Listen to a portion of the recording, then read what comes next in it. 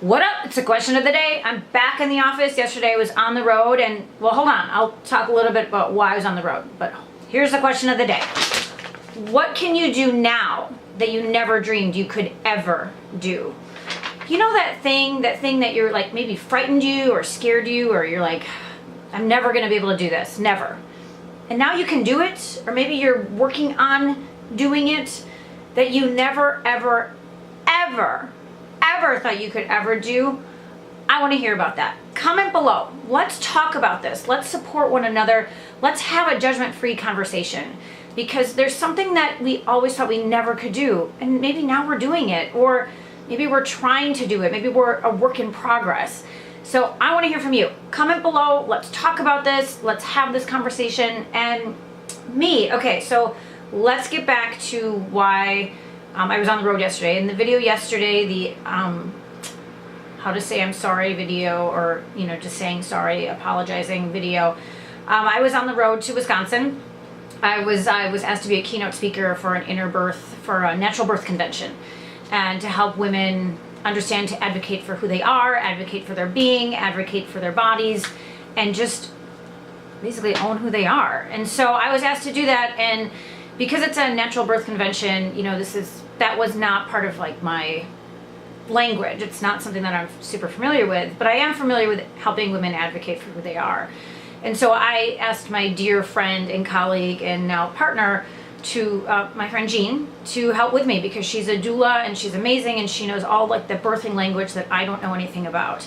And so we worked together, and instead of me lecturing and talking for a whole hour, because like I said yesterday, nobody wants to hear me talk for a whole hour, Jean and I conducted an interactive conversational workshop where we got people out of their seats, we got them to think, and it got to be back and forth, because their voice is valid just as much as mine is, and just as much as Jean's is. So we got it to be interactive, and that's why I was on the road yesterday.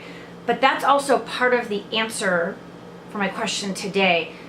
I used to be frightened of public speaking. I remember my very first public speaking class I took, a handful plus years ago, and I was terrified. Every speech I gave, I was shaky, and I was a mess, and my voice was cracking, and I just couldn't do it. And I also suffer from the Imposter Syndrome, and if you don't know about that, look it up. I'll even put a link below.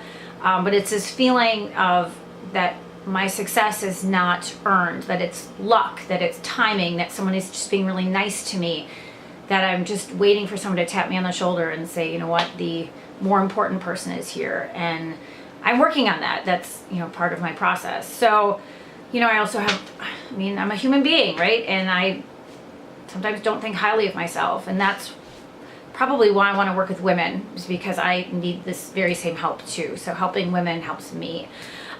So that's the answer to my question. I never, ever thought I could talk to a group of people. I never thought I could motivate a group of people. And here it was, 60 plus people yesterday, all needed help or all needed guidance on advocating for who they are and their bodies. And I did it. And I made it good, but with Jean, she helped make it great. She helped bring in the language that I didn't have. So, asking for help really makes a difference. So I want to hear from you. Comment below. Let's talk about this. Let's have this conversation.